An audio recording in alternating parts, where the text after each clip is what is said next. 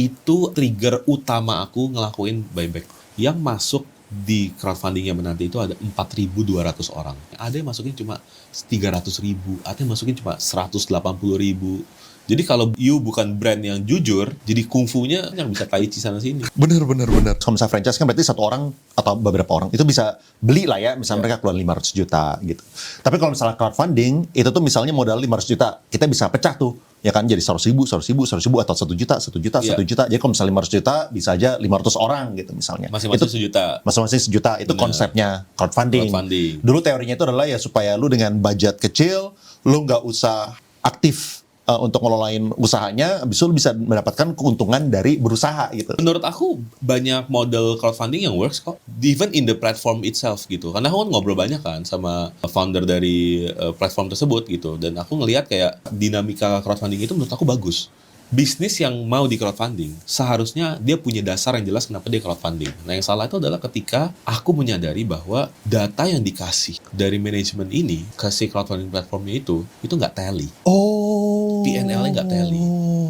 Itu adalah trigger utama aku ngelakuin buyback. Pertama kali dapat info adalah karena salah satu investornya yang seperti Koko itu reach out ke aku bilang kenapa nggak pernah dapat dividen.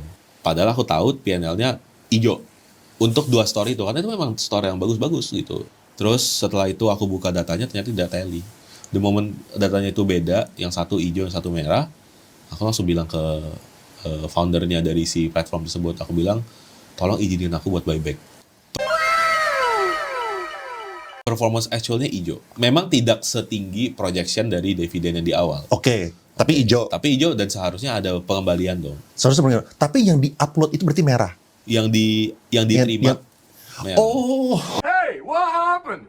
Fatality. Jadi ada komponen-komponen yang menurut aku nggak tahu datangnya dari mana. Mungkin dari store-store lain atau dari head office yang seharusnya diperuntukkan ke store lain, dimasukin ke dalam komponen cost dari si 2 store itu. Dan itu menurut aku salah banget. Aku tanya, demografinya gimana sih yang beli? Terus dibilang, yang masuk di crowdfunding-nya menanti itu ada 4.200 orang. Yang artinya, nggak semua kayak Koko dong. Kalau semuanya kayak lu, yang masuk paling cuma berapa ratus orang, karena lu berjuta-juta masuknya. Ada yang masukin cuma 300.000, ada yang masukin cuma 180.000. Ketika kita ngelakuin ini terhadap orang-orang itu, ini dosa banget ini menurut gue.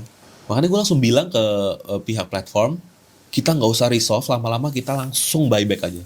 Dan buyback scheme waktu itu, balikin semua initial fund-nya, selama berapa lama ini crowdfunding udah berjalan, tambahin dengan projection dividen yang kita janjiin di awal, Good. balikin semua. Oh, lu kasih projection dividennya Iya. juga berarti? Jadi kalau lu lihat, Luar biasa. kalau lu lihat platform lu kok, itu sebenarnya udah ada Cuan berarti dong? Udah ada Oh, cuannya. berarti gue cuan invest juga.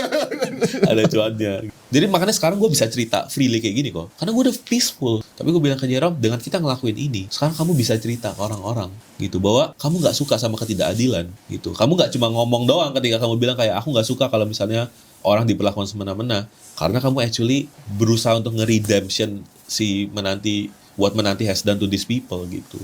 Jadi kalau you bukan brand yang jujur, ya jadi kungfunya ya banyak bisa tai chi sana sini. Itu sih. Bener. Berarti yang kemarin dijual ke publik itu berapa persen? 40. Buyback 40% ya? Iya, aku buyback semua. Berarti sekarang secara pribadi berarti buybacknya? Secara pribadi. Berarti sekarang lu pegang 40% dari Store itu?